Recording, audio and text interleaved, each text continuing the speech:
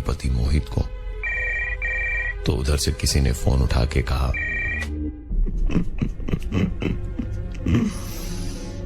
याद है ये कमरा 498।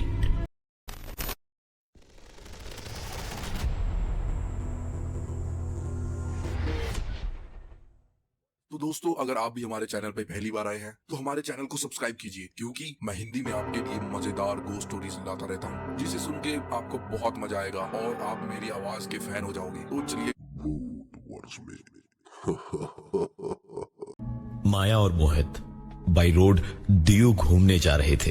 पूरे एक हफ्ते की छुट्टी ली थी दोनों ने, सिर्फ इस एक हॉलिडे के लिए।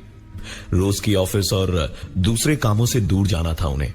अब उनका बेटा मयंक भी 4 साल का हो गया था, तो माया ने उसे अपने मायके मयंक के नाना नानी के पास ही छोड़ दिया था। दोनों हंसी खुशी नासिक से दीव पूरे 754 किलोमीटर के अपने सफर पे निकल पड़े। बारी बारी दोनों ही ड्राइव कर रहे थे, तो ज्यादा तकलीफ की बात नहीं थी। तकरीबन 9 घंटे लगातार ड्राइव की थी दोनों ने। अंधेरा चारों तरफ घिर चुका था। मोहित ने गाड़ी धीमी की और साइड लगा के माया से कहा, तुम यहीं बैठो, मैं 2 मिनट में हल्का होकर आता हूं। 1-2 ट्रक बगल से निकले, लेकिन फिर बिल्कुल सन्नाटा चारों ओर पसर गया। अचानक माया को कुछ खटका।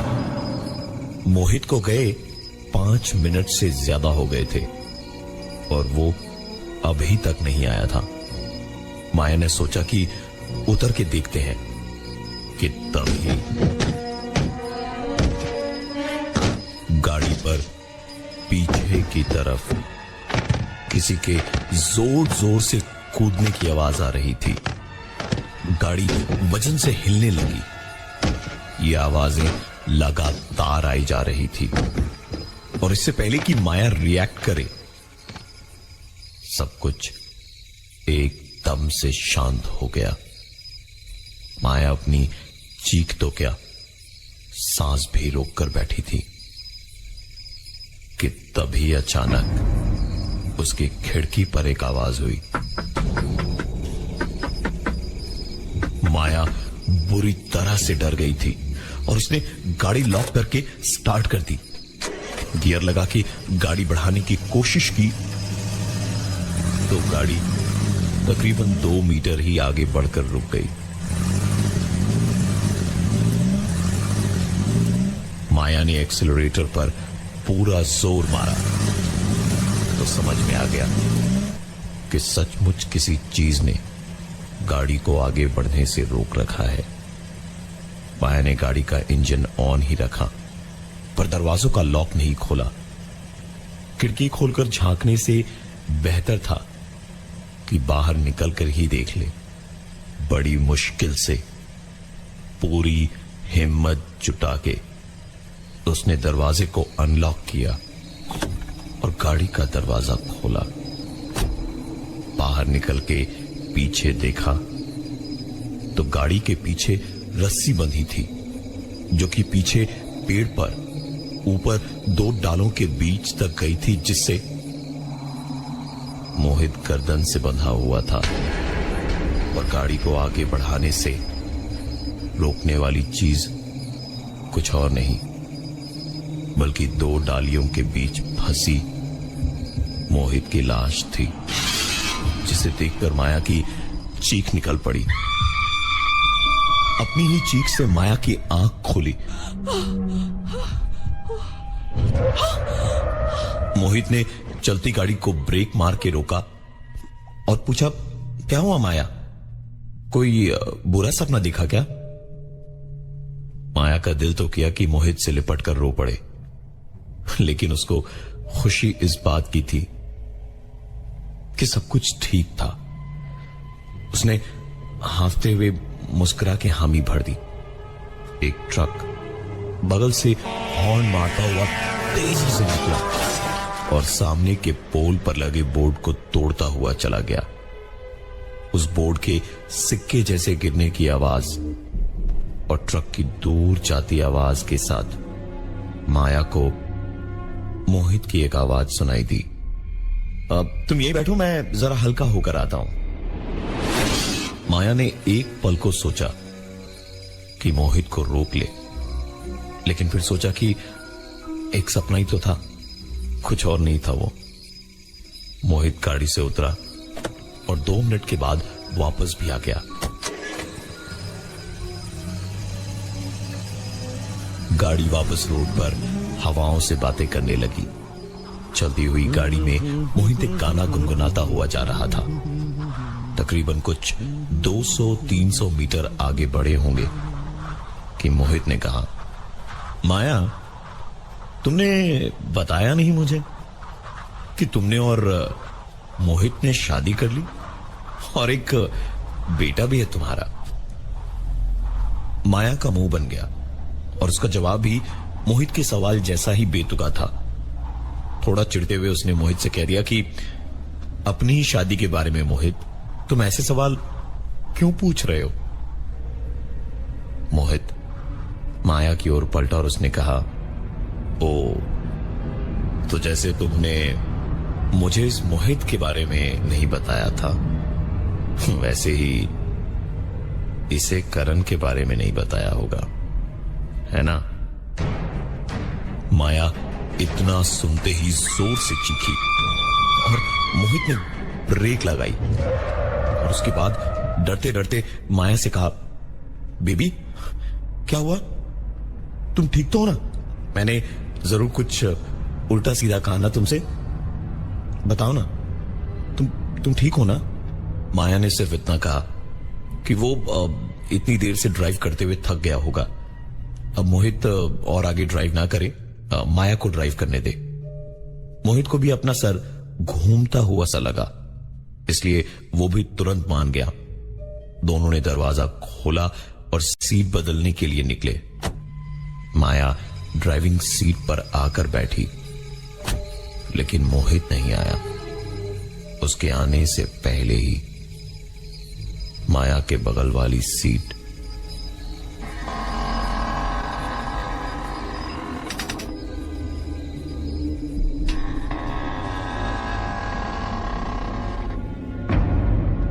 थोड़ी सी सरकी और खिसकी, लेकिन सीट तो खाली थी।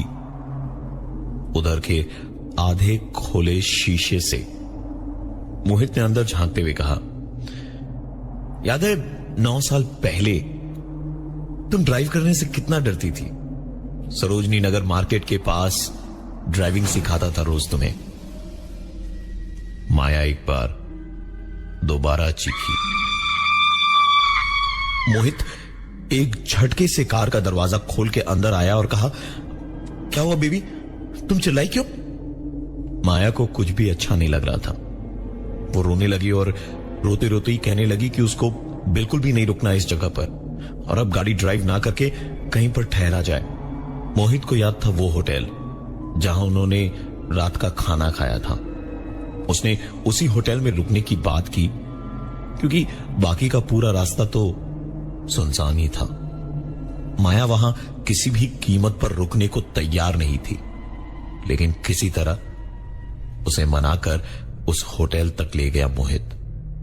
और जब रूम की बात की तो किस्मत अच्छी थी कि उन्हें एक कमरा भी मिल गया, रूम नंबर 498।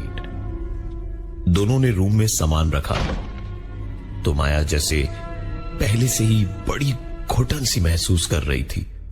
उसने सारी खिड़कियां खोल दी और बेड पे आके बैठी तो देखा कि टेबल पे रखा कैलेंडर 2007 का था और फरवरी के महीने की एक तारीख पर पेन से गोला बनाया हुआ था। तारीख थी 18 मार्च 2007। माया एकदम से उठी और उसने मोहित की ओर देखा। मोहित सामान वगैरह रखने में लगा हुआ था। माया ने कोने में बनी अलमारी खोली तो देखा उसमें एक पुरानी फटी हुई शर्ट रखी थी। उसने 30 सेकंड उस शर्ट को देखा और फिर मोहित से कहा, कि कितनी वाहियात जगह पे वो उसे लेकर आया है। 8 साल पुराना कैलेंडर, कबर्ड में फटे पुराने कपड़े, जैसे वहां कोई आता जाता ही ना हो इस कमरे में। मोहित ने मुस्कुराकर रिसेप्शन पे फोन करके रूम चेंज करने की बात की और फोन रख के पलट के सूटकेस रखते हुए उसने माया से कहा, अब खुश हो ना? रूम चेंज हो जाएगा अभी। वैसे तुम्हें याद भी है कि 8 साल पहले हम दोनों यहीं आकर रुके थे, जब तुमने झगड़ा होने पर गुस्से में ये शर्ट फाड़कर इसी अलमारी के अंदर फेंक दी थी। माया जैसे कितना कुछ कहना चाह रही थी, चीखना चाह रही थी, चिल्लाना चाह रही थी, लेकिन बोलना चीखना तो दूर, मुंह भी नहीं खोल पा रही थी। और तभी उनके रूम की घंटी बजी। माया दरवाजे के पास ही थी। उसने दरवाजा खोला तो मुस्कुराता हुआ रूम सर्विस का एक लड़का खड़ा था। शायद रूम चेंज करने आया था, लेकिन माया के पास ये एक ही मौका था। वो वहां से अपनी पूरी ताकत लगाकर नीचे भागी। उसने लिफ्ट का भी इंतजार नहीं किया और सीधे सीढ़ियों से दंदनाती हुई उतरी और बाहर पार्किंग में अपनी गाड़ी के पास पहुंची। चाबियां माया के पास ही थी। वो तुरंत गाड़ी में बैठी और गाड़ी स्टार्ट करके गियर लगाया, लेकिन गाड़ी फंसी हुई थी। एक्सीलरेटर दबाने और कोशिशें करने का कोई फायदा नहीं था। गाड़ी सिर्फ 2 मीटर तक बढ़ी और अटक के रह गई। माया जैसे जानती थी कि दिक्कत क्या हो सकती है। उसने गाड़ी का इंजन ऑफ किया, दरवाजा खोलकर बाहर आई। हलक डर से सूख चुका था। धीमे धीमे पलटी तो उसने देखा एक रस्सी गाड़ी से बंधी थी और पीछे पेड़ तक जा रही थी, जिसमें 2 डालियों के बीच मोहित की लाश लटक रही थी। माया की चीख निकल पड़ी। रात के इस वक्त ऐसी चीख सुनकर होटल का स्टाफ और एक आदमी भागा भागा आया और माया से पूछा कि क्या हुआ मैडम? तो माया कुछ बोल ही नहीं पाई, बस अपने हाथ उठाकर उंगलियों से पेड़ की तरफ इशारा करती रही। उस आदमी ने पलटकर पेड़ की तरफ देखा और फिर माया से कहा, क्या हुआ मैडम? क्या है वहां पर? माया जैसे सपने से जागी हो। वो बार बार कहती रही कि वहां उसके पति की लाश लटकी है, लेकिन वो लगातार कहते रहे कि मैडम वहां कुछ भी नहीं है, आपको आराम की जरूरत है। आप चलिए, मैं आपको आपके कमरे तक छोड़ देता हूं। माया ने बदले में उससे सिर्फ रिसेप्शन पे रखा फोन इस्तेमाल करने की इजाजत मांगी, जिसपे वो आदमी तुरंत मान गया। माया ने उस इंटरकॉम वाले फोन से अपने 498 वाले कमरे पे फोन किया अपने ही पति मोहित को। तो उधर से किसी ने फोन उठा के कहा,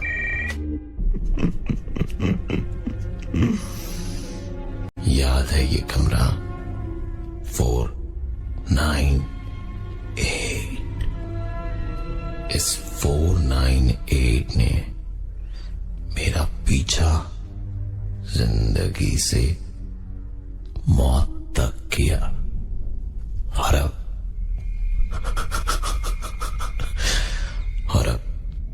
तुम्हारी बारी है। दरअसल माया ने मोहित को कभी नहीं बताया था कि उसकी एक शादी पहले भी हुई थी, 9 साल पहले, करण नाम के लड़के से।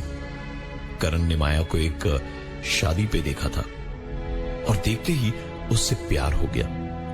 करण मिडिल क्लास फैमिली से था और माया के सपने बहुत बड़े बड़े।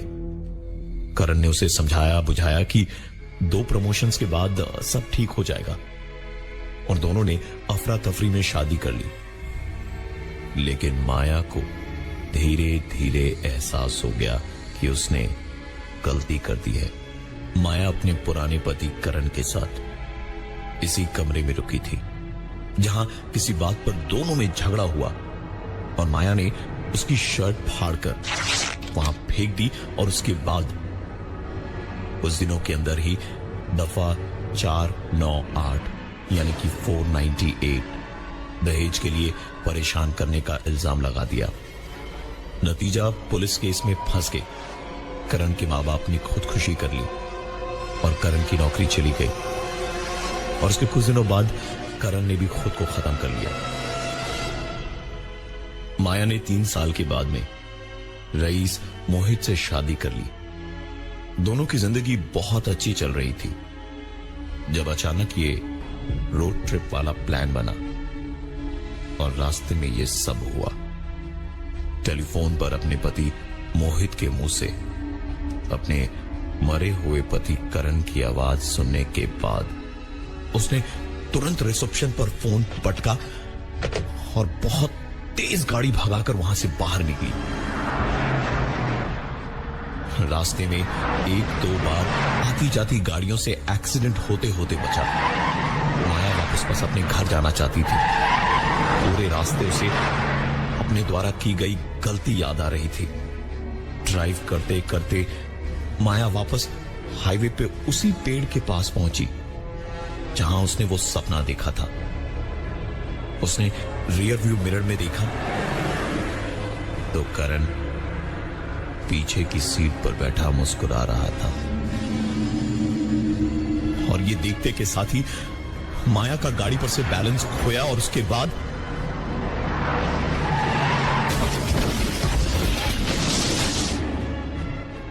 माया के सर से खून बह रहा था, लेकिन करण की आवाज अपने कानों में उसे साफ साफ सुनाई दे रही थी। मैंने तुम्हें कितना प्यार किया था, तुमने मेरे साथ जो किया वो किया। मेरे मां बाप को भी नहीं छोड़ा। फॉल्स केस, सबकी जिंदगी बर्बाद कर दी। तुम्हारी यही सजा हो सकती है, यही सजा, यही सजा।